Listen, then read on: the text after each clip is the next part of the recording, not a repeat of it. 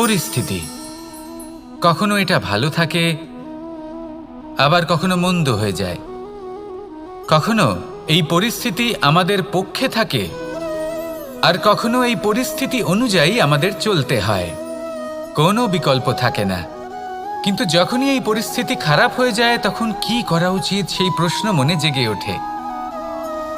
পরিস্থিতি যখন প্রতিকূল হয়, তখন আমরা কিছু হারালে তা হারিয়ে ফেলি, ঠিক আছে, কিন্তু যা বাকি আছে সেটা আমরা আগলে রাখতে পারি। পরিস্থিতিকে সামলে রাখার চেষ্টা আমরা অবশ্যই করতে পারি, শুধু সেটুকুই আমাদের হাতে রয়েছে। কিন্তু এর থেকেও বড় সমস্যা আছে, অহংকার। কখন প্রবেশ করে আমরা জানতেও পারি না। এই অহংকার আপনাকে বুঝতেও দেবে না যে আপনি সত্যি কিছু হারিয়েছেন। আপনার কিছুই যাবে আসবে না। দেখতে গেলে আকাশের সূর্য নিজের প্রকাশ হারিয়ে ফেলে যখন অন্ধকার ঘনিয়ে আসে।